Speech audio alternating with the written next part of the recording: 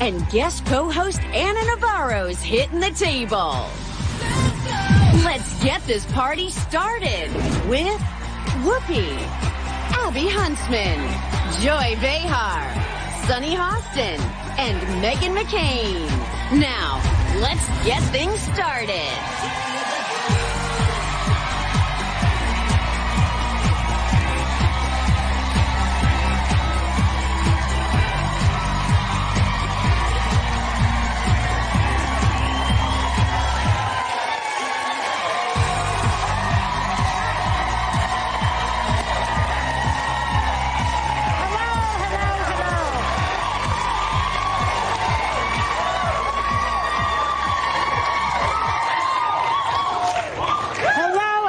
To The View. I just spotted two people in the audience who assaulted me this morning and forced me to take a picture without makeup. I challenge the Thomases to delete that picture, and I'll take another one with you. Oh my God, you should see what No, you haven't seen me in the morning. There they are. Okay. Sorry. All right. That's because you brought Bernie to work. No. Yeah. Everyone stops you with Bernie. They're like, hey, we're Italian, come on, and they lure you in. Well done. So, joining us on The View today is guest hosts. Please welcome back the shy flower of political correspondence, Anna Navarro. Very nice to be with you all. And I'm happy to announce that Anna will be joining us on Fridays at the table from now on. So that's a treat for us. Thank you. So today's Friday, and we're days away from the midterm election. 4 days.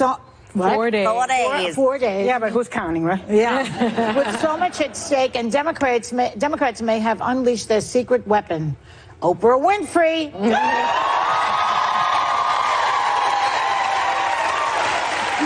She is, as you can see from the video, she's going door to door in Georgia for candidate Stacey Abrams, giving people heart attacks in Georgia.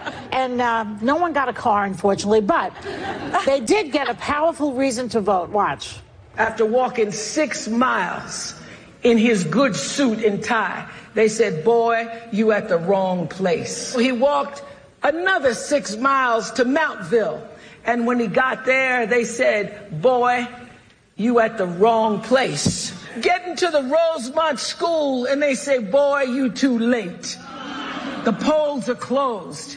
And he never had a chance to vote. By the time the next election came around, he had died. When I go to the polls and I cast my ballot, I cast it for a man I never knew. I cast it for Otis Moss Sr.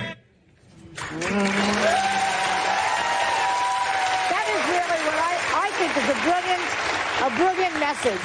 I really thought that was very powerful and very touching, and it bespeaks of the American problem that we've had over the many centuries here, and what we're still facing. It really resonated for me, and I think she was speaking, of course, to African Americans who got the vote later than white Americans, and I think she was also speaking to women who got the vote, the ability to vote later than African Americans did, and you know how touching African American men. African American men. Right. So when you think about that, I mean, I think she's dead on, and the Oprah effect is real. I mean, I eat bread because Oprah eats bread every single day, right? You know, cauliflower pizza crust. Who eats that? We eat it because Oprah says we should eat it. So I meet celebrities every single day. I met Oprah this summer, and I lost my mind. I was clinging. See, I was clinging to her like we were best buddies. Maybe she should run for president. What do you girls think? I mean, I vote for her. I mean, I don't know. Megan, what do you think, Megan? I don't know. What do you think? Let's start with you. Me? Yes, did she run? According to an NPR News poll, only 54% of voters said they did not want to see her enter the presidential fray. 35% favored a bid. Listen, I say celebrity endorsements never work, except Oprah is an exception. Yeah. We saw the power she had in the primaries with Obama in 2008. A million votes. 1 million more votes. And also the effect it has, particularly in New Hampshire for Obama against Hillary, was something you could see, obviously, evidence in the results. I'm always, if I'm preaching to a candidate, which they didn't ask my opinion, but you did.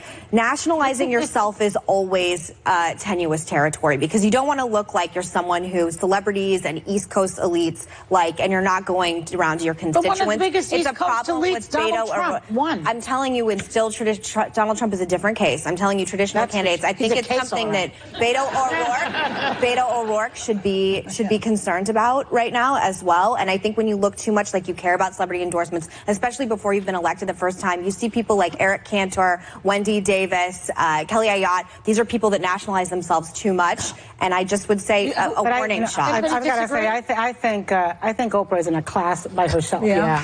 We, so many of us grew up with her in our living rooms day in and day out. What makes Oprah so successful, what's made her so successful is how relatable she is. Yes. But also she brings a very personal story to Georgia. Let's remember, Oprah wasn't born in New York. She wasn't born in California. She's not an East Coast or left coast elite. She was born in Mississippi in the segregated South. She's lived discrimination. She, when she talks about this, she talks about it in her own skin, from her own experience and from what her ancestors built. So I think she brings a different type of credibility. And she knows how to tell a story. Yes, she does. And anyone who's been in politics knows that storytelling is incredibly effective, and it motivates people to get out and vote. And that story that she told, that moved me. I mean, that would get me off the couch. I agree with all of you guys that Oprah, it's different than a Miley Cyrus or a Katy Perry, who I love, but they're not going to get me out to vote. What's different about Oprah is we let her into our home for decades. I bought two of the chairs from her studio audience. I have them in my garage. I believe it. But she also talked about the most sensitive and real things that families deal with every single day. She's not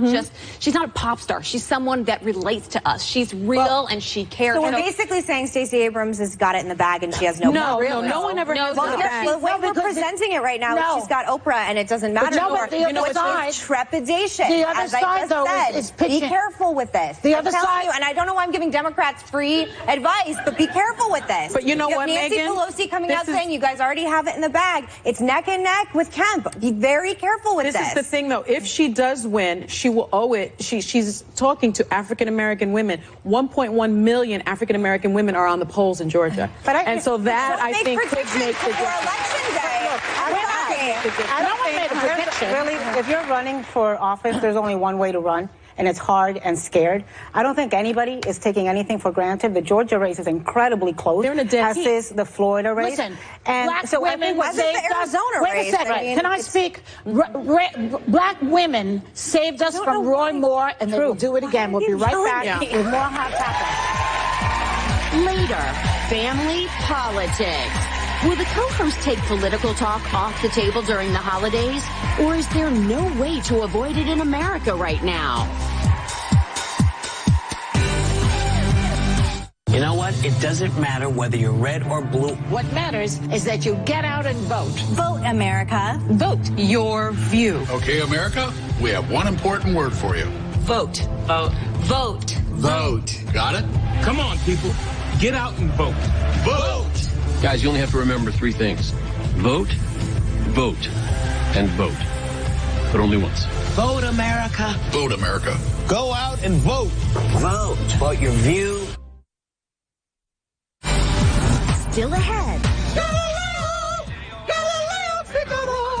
The cast of Bohemian Rhapsody and Feel Good Friday on View Your Deal. Welcome back.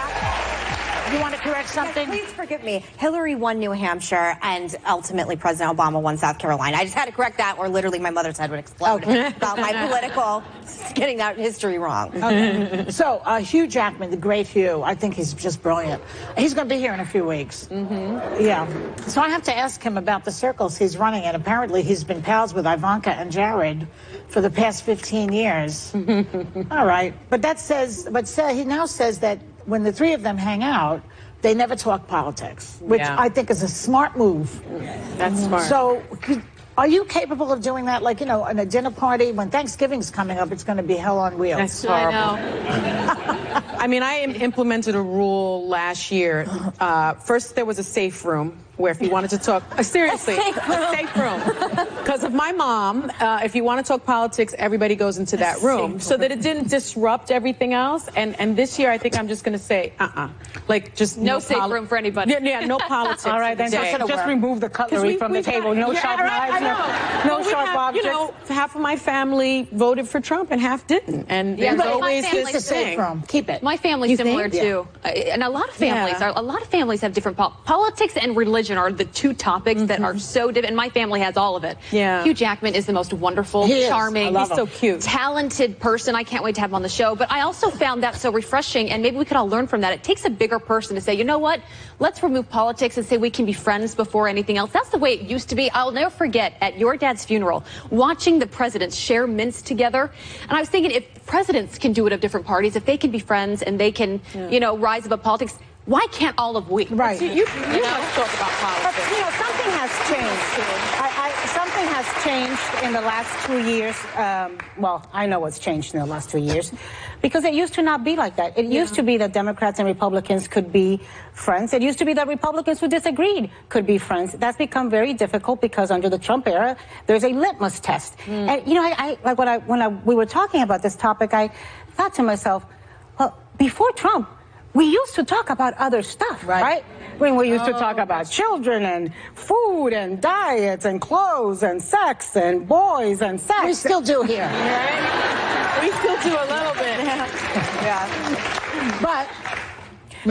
But now it seems like every conversation, every road, because it feels so urgent. It feels so urgent. I love it. I don't know what everybody's talking about. I talk politics all the time. Do you with do it friends. at home too? Yeah, and some of my best friends are hardcore leftist liberals. I mean, Clay Aiken ran for Congress as a Democrat. I could not live without him. I mean, honestly, like you ladies, sometimes I'm like, we only had 8 segments or 8 minutes to talk about something. I want to continue to get your perspective afterward. Let's go get lunch. I love talking about politics. It doesn't mean you have to rip each other's heads off. It just means you have to be mature and respectful. It's really... Truthfully, these people know it's all about Donald Trump. It's not about politics. It's not about, it's all about him. Yeah. He is destroying us, and we don't like it. I mean, but I lived through Nixon, and we came out of that in one piece. Was it like that then, where people... Pretty bad. And I was just reading today that if you had read his tapes, and if he had a Twitter account, you would see something horrible. Because he was an anti-Semite right out there. Very bad boy. So if you had a family member that voted for Trump, and I do have that. So how do you handle that? Do you? They don't live in my state. They don't. Thanksgiving with them. Well, during the Vietnam War, we used to have such gigantic fights. You know, my country right or wrong, and we'd be like, your country's wrong. I don't know. A fight not joined is a fight not enjoyed. I love a healthy debate. I do it all the time. Yes. As Abby knows, I mean, we double date with your husband. I've gone out when with our you guys, husbands like, got together. My husband's like a hardcore conservative. My husband admitted to voting for Hillary Clinton in front of her husband. Yes, it did not end very. Yes. You know what? And I was like, but again, we love each other, and I just think that, like, I don't want politics to be extradited from conversations when you go out socially, because it is so important, especially for women. You keep telling me your husband wants to have dinner with you. He does, and we will. Okay. I want to come too. I won't miss that. Yes. We Put all it on know tape. your husband. I will do it. I will do it. Real Housewives reunion. No, I will bring a food taster. Kidding. We'll be right back. We have to go.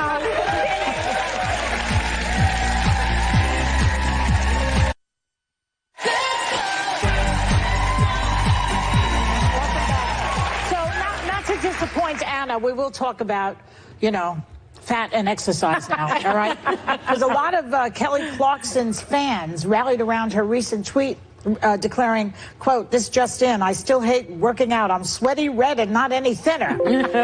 So the poor girl's trying her best, I guess, to lose weight. She did lose with some kind of a plant-based diet, but the exercise does not do it alone. No, it doesn't do it alone. You have to watch what you eat as well. I like the point that she made, though, that was, you know, they say exercise is good for your heart, but red wine is good for your heart, too. And then she goes, dark chocolate, right? Dark chocolate. That's a good point. So if you have to choose... She said, who am I to ignore science? That's what they tell me. I think the best exercise is weddings. Because I haven't been to the gym in a year, but like if you have a few glasses of wine and the music, I love to dance. So, you know, by the end of the night, you wake up the next morning like, I'm sore. Or getting ready like, for a wedding. That's good. Funny you should ask. Because because I've been trying to get a dance class grouped together here to do a dance class with the Zumba, whatever they want to come up with, so that we could all dance. And people are not signing up. Do I have to go door to door like Oprah? I said I'll join the dance class. Megan doesn't want to join. I dance like Elaine from Seinfeld. Save yourself. I do not want to subject all of you. Let's see you do it. I'm terrible. I'm terrible. The two Latinas will join and you do it on Friday. She's an incredible dancer. Have you seen her? She's great. But there's got to be liquor involved. No. We can't, I mean, no sober dancing. The thing is that we're all trying to diet constantly. I'm not trying to diet. You're the only one that says, I'm not dieting, I don't care. I'm the last holdout. I love to watch Megan eat. We went to lunch the other day. I do. I'm so filled with jealousy and resentment because I'm looking and I'm like, I should get the chicken parm with all the mozzarella on it. No, I'll just have the salad. And then she orders it, and it's like so delicious. Yeah, listen, was that the day you ordered the veal parmesan and the sushi? Yeah, the soup. No, the soup. So wedding soup and sushi. And dessert, bitch. That's how I roll. Okay. Listen, and we're all like, I joined because of Oprah. I joined Weight Watchers and watched my weight go up. Yeah. Then I joined keto, and by the time I was done with it, it was Cheeto diet. I don't know what else I'm going to try. Somebody in the dressing room was saying whole 30. I'm going to do half 30, a 4:30. I don't know, 30 and a half. Well, I'm looking for anything. You know, Emma's getting married in March. So that's the incentive. Do you want to lose weight or what? Yeah. Or not? Of course I want to lose weight. Oh, that's a great picture. It's in Petra. But I was in Petra. That's great. Yeah, look at you. But you also want to look like yourself on your wedding day. No, I don't. Who do you If I look like you, I want to look like myself. I don't want to look like Everyone myself. loses weight though when they're getting married, right? A lot I of did people not. do. I did not. I want a metal corset like in Game of Thrones. I want breathing to be optional. No way do I want to look like me. Exercise fun. Like that's my thing with exercise is like I like going skeet shooting, I like hiking, I like archery, I like things that are outside. Archery, what? Archery's so fun. But that's not exactly an exercise. No, when you're hiking up a mountain through a course. Hiking is I like internet shopping. Targets, so I'm just saying. I just think exercise should be not painful. It's like don't go to a gym and have somebody yell at you. Do what makes you happy.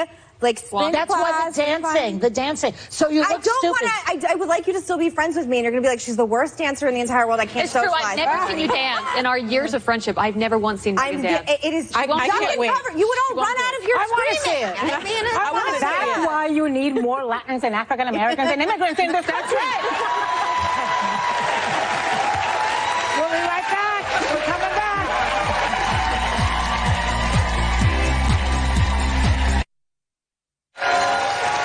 Welcome back. You know, before we go on, I want to talk about Prince Charles, but I have to take care of that picture. She's obsessing over this. I have to. So these people are the culprits right here. And Did you delete it? Delete it. Oh my God, it's a horror. Beautiful. Get it. Erase that. Delete Don't it. get that on camera. In the garbage. In the garbage. Delete it, Joy. Okay, now we'll take a picture. Okay. Here's the camera. Do you want me to take it for you? No, just look. Sit in his lap, Joy. There it is. No. Do you know how to do it? Stop grabbing the man. Oh my God, it's only 5-minute segment. Let's go. Come on, you get in this. Come on, baby. The three of us. You got photo bombers too. Where are you? Yeah. She's not in this. Where are you? There you are. Okay, who's going to press the button? I will. Come on. Do it. Do it. Jeez. Okay, I'll sit on your lap. Okay. Ready?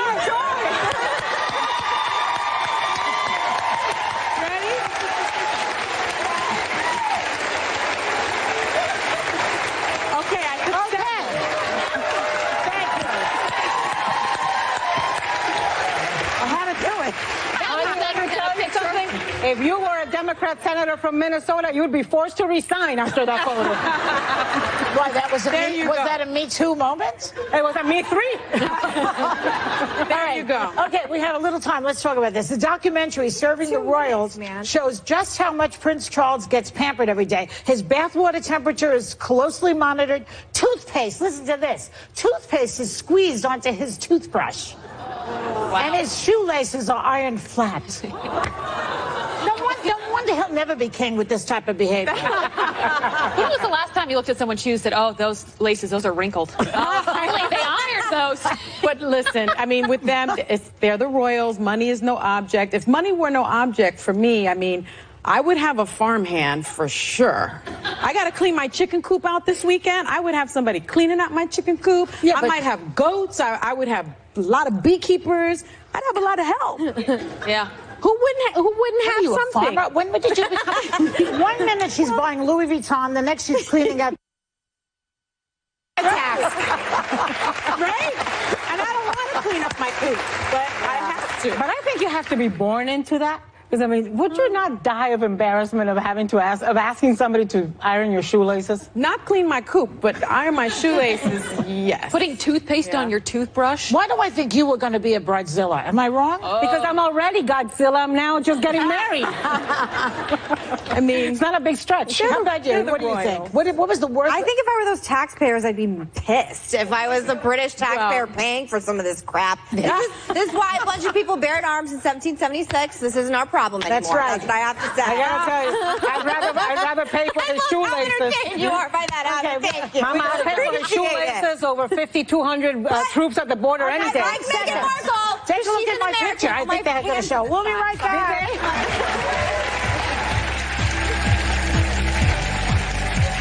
Next, the cast of Bohemian Rhapsody talks about the controversy and challenges of playing one of the biggest bands in rock and roll history, Queen.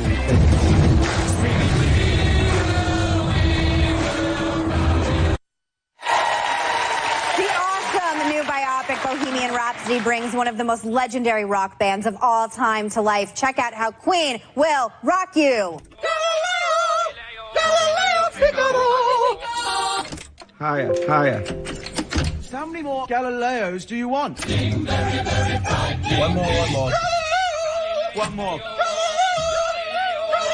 Again. Go on, roll the track. Who even is Galileo?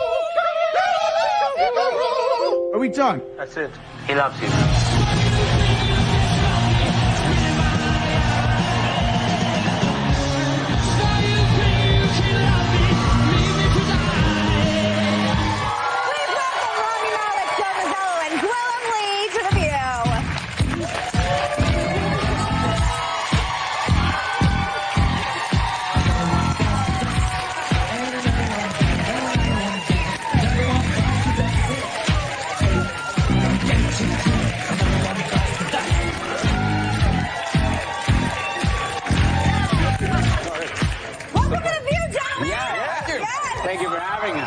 We're all so excited for this movie. People obviously know you from Mr. Robot. You won an Emmy. Willem, fans recognize you from The Tourist. Joe, you were in the original Jurassic Park and the Pacific, one of my favorites. Yes, with this guy, the With Pacific. you guys together, I think we're going to take a photo. Yes. One of the best war biopics of all time. I mean, just such a huge fan of that as well. But you were all Queen fans. Can you tell us your earliest memory of Queen? Yeah, go ahead. What's your... Well, I had an older brother, and he was like a huge Queen fan. So he introduced me to all the records, and you know, we used to sit at home and learn all of the words to all of the songs. So that was my introduction to it. And now, yeah, there I am playing Brian May. Weird. Yeah, Bohemian Rhapsody was the very first song I ever downloaded on Napster. Throwback. So I am a fugitive. Hopefully the statute of limitations has expired. I believe it has. Cannot do that anymore. Right on Roger. I think that's probably, Yeah. Remember Wayne's World? Yeah. Yeah, the headbanging scene. Yes. Yeah, and there we go. Yes. And that guy Hughes, he throws up. I remember that movie. And Mike Myers actually has a pretty great scene-stealing cameo in this film. There he is. Yeah. So, Rami, you have transformed yourself in this film into Freddie Mercury. Tell us how you did that. I watched all the footage that you can possibly watch on YouTube, and then I thought, I have to find a way to be as spontaneous as he was on stage, because he wasn't choreographed. Every time he went out there, he just got a vibe from the audience, and he did it. He did whatever. He never knew where he was going to go. And so I worked with a movement choreographer who helped me do, articulate his hand gestures, the way he moves his mouth, every footstep, every dance move. Well, Gwilym, you play guitarist Brian May, who was very involved apparently in this project. He even let you borrow some of his original outfits for the film. I loved your hair. What was his reaction when he saw you? It was quite a surreal moment. He knocked on my trailer door, and he opened the door, and it was the first time he'd seen me in the full get-up, the full wig and everything. And he was seeing a younger version of himself. Yes. He was going into this strange little time warp, and he just looked at me with this sense of awe. Wow. That lasted for about 3 minutes. And then he came up to me and just started adjusting my wig and said, no, actually, the fringe was a little bit longer. There you go. Yeah. And now, Joe, what did you do to look like the bassist? I remember when I was first told, you look a lot like John Deacon, I did a little Google search, and then I immediately called my mother. I said, Mom, you have some explaining to do. Where were you in 1983? Yeah. What was happening? It was because this guy looks exactly like me. It was that was sort of the easy part. And then we worked with some great people I had 5 different wigs. I had a perm. Hey. Oh, there's me getting my perm. That's my perm. goodness. Oh my God. Yes.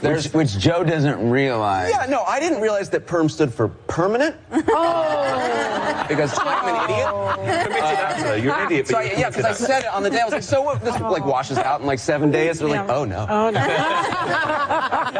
So Freddie Mercury was basically a larger-than-life gay icon, I would say. Yes. I mean, he was everything to everybody, but he was a gay icon, and the movie touches on his homosexuality a bit, but not that much. Was there a decision made to not go there? He did die of AIDS in 1991. Yeah. It was kind of glossed over a little bit. What do you say to that?